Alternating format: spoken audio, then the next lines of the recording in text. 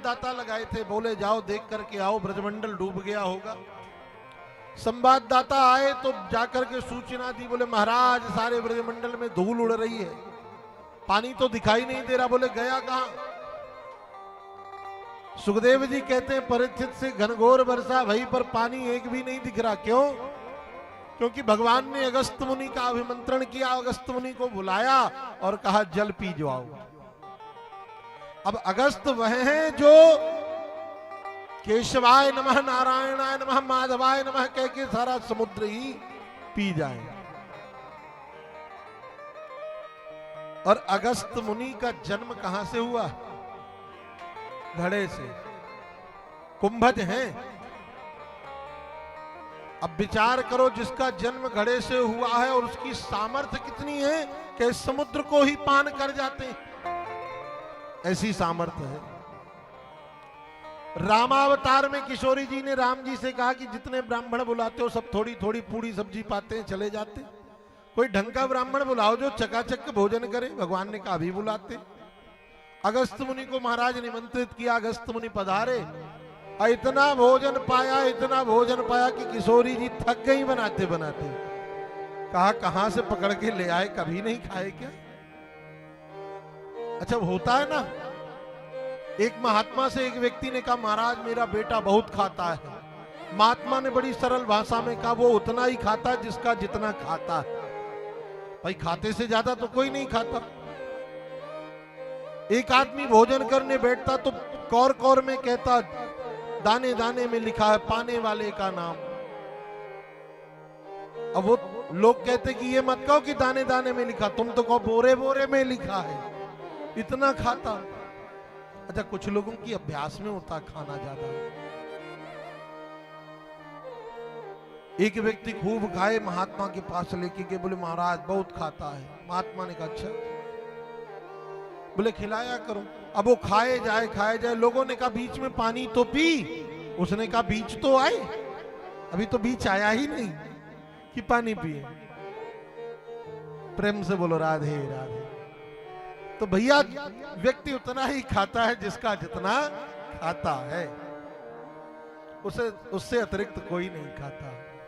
ठाकुर जी ब्रजवासियों से कहते हैं कि किशोरी जी की कृपा से मैंने गिरधर को उठा लिया। अगस्त मुनि को बुलाया, रामावतार में भोजन कराया था, किशोरी जी थक गई बनाते बनाते। तब कहा महाराज जब भोजन इतना जबरदस्त किया है तो जल पिएंगे, तो फिर जल की व्यवस्था नहीं है। तो ठाकुर जी ने, राम जी ने कहा था कि जल आपको द्वापर में पिलाएंगे।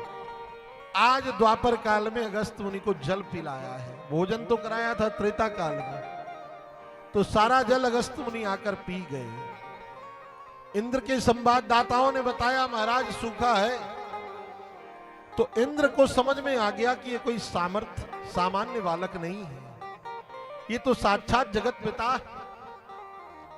इसलिए इंद्र शरण में आ गया और ठाकुर जी की शरण में आकर के साष्टांग लौट गया, क्षमा मांगने लगा। इंद्र ने 3 श्लोकों में क्षमा मांगी कि विशुद्ध सत्वम तब धाम शांतम तपोमयम ध्वस्तिरजस्तमस्कम मायामयोयम गुण संप्रवाहो ना विद्यते ते ग्रहणानुबंधा। सुखदेव जी कहते हैं परीक्षित अपनी गलती को स्वीकार कर रहा है इंद्र, और गलती को स्वीकार करके भगवान से क्षमा याचना कर रहा है। हे नाथ आप तो विशुद्ध सत्व के धाम हैं, रजोगुण का लेश मात्र भी आपके अंतःकरण में स्पर्श भी नहीं है। आपका दर्शन तो जीव के रजोगुण को नष्ट कर देता।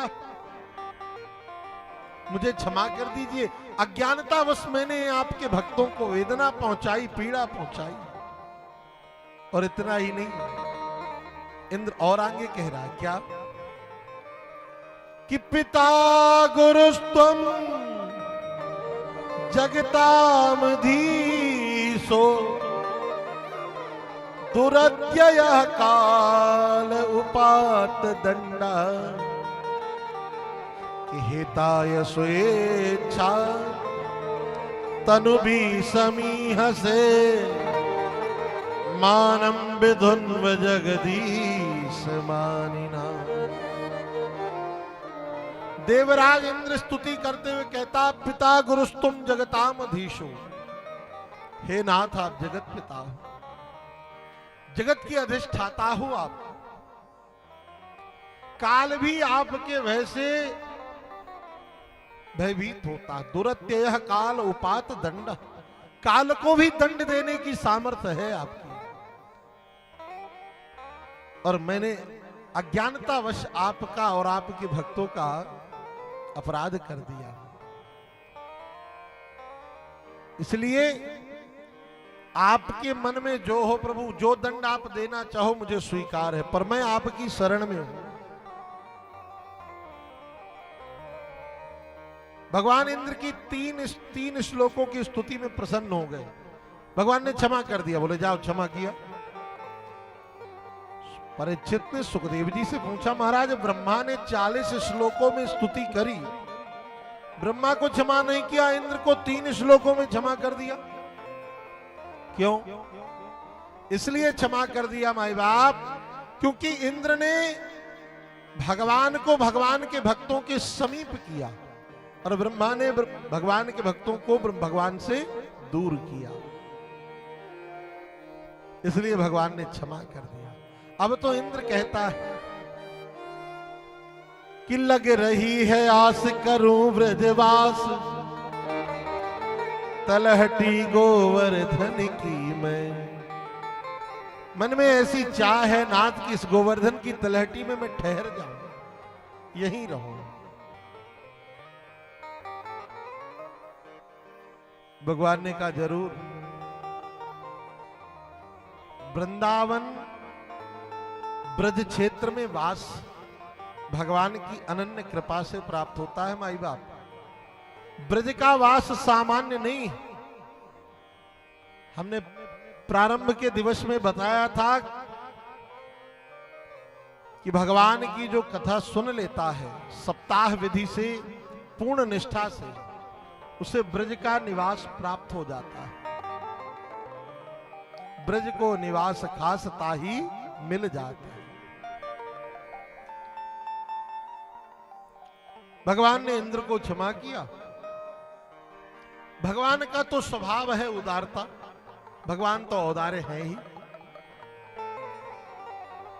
सुखदेव महाप्रभु कहते हैं, राजन मैं तुम्हें एक चरित्र और सुनाता हूं।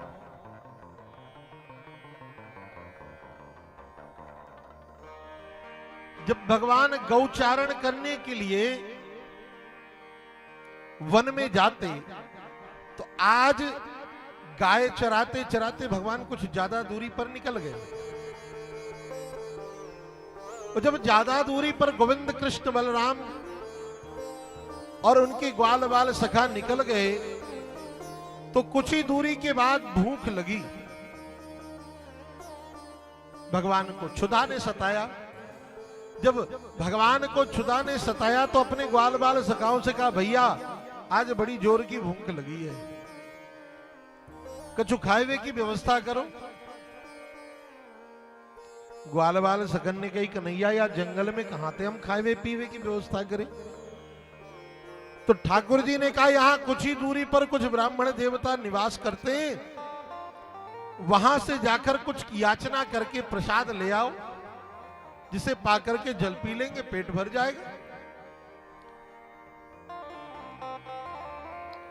तो गोविंद के ग्वाल बाल सखा गोविंद की आज्ञा मान करके और उन ब्राह्मण देवताओं के समीप पहुंचे। उस समय वह ब्राह्मण यज्ञ कर रहे थे, अग्निहोत्र कर रहे थे, स्वाहा स्वाहा स्वाहा में लगे थे। जाकर के ग्वाल बाल सखाओं ने उन ब्राह्मणों को प्रणाम किया और क्या कहा कि हे भूमि देवा शृणुत कृष्णस्यादेश कारिणः प्राप्ता जानीत भद्रम वो गोपाननो राम चोदिता। उन ब्राह्मणों को जाकर ग्वाल बाल सखाओं ने प्रणाम किया और कहा, महाराज कृष्णस्य आदेश कारिणः, हम अपनी मर्जी से नहीं आए हैं, कृष्ण के आदेश से उनकी आज्ञा मान करके आए हैं। आज गोविंद गौचारण करते करते थोड़ा ज्यादा दूरी पर निकल आए हैं, इसलिए उन्हें बड़ी जोर की भूख लगी है। उनके खाएवे की ताई, उनके पाएवे की ताई कछु आपके पास हो तो दे दो। उन ब्राह्मणों ने सोचा कि देखो तो सही, इन गवार ब्रजवासियों को इतनी भी समझ नहीं है कि हम स्वाहा स्वाहा कर रहे हैं, बीच में बोल रहे हैं। तो कुपित होकर के ब्राह्मणों ने डांट फटकार लगाई, अरे तुम्हें इतना भी शिष्टाचार का बोध नहीं है? तुम्हें दिख नहीं रहा हम यज्ञ में बैठे हैं? हम तुम्हारे खाने पीने की व्यवस्था करें? चलो जाओ। खरी खोटी सुनाई, उन ब्रजवासियों को बेचारे दुखी होकर के लौट आए। जब ब्रजवासी लौट करके ग्वाल बाल सखा आए तो कन्हैया ने कहा, भैया ले आए, कुछ व्यवस्था हुई? ब्रजवासियों ने कहा, गाली मिली है, भोजन तो नहीं मिला। आप कहो तो हम भी आपको दे दें, उन्होंने हमको गाली दी है, हम आपको दे दें। ठाकुर जी ने कहा, बात क्या है, तुम गए किसके पास? तो ग्वाल बाल सखाओं ने कहा, हम ब्राह्मणों के पास गए, पर उन ब्राह्मणों ने तो डांट फटकार लगाकर भगा दिया। ठाकुर जी ने कहा, यही तो गलत किया।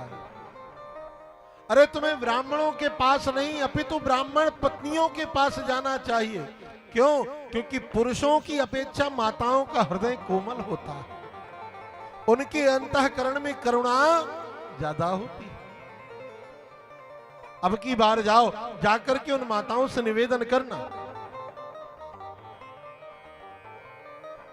इसलिए अब की बार ग्वाल बाल सखा गए, ब्राह्मणों की ओर तो देखा तक नहीं, सीधे ब्राह्मण पत्नियों के समीप पहुंचे। अपनी अपनी कुटिया में ब्राह्मण पत्नियां बैठी थी, जाकर के प्रणाम निवेदन किया। माताओं, हम प्रणाम करते, हमें कृष्ण बलराम ने भेजा है, हम उनकी सखा हैं।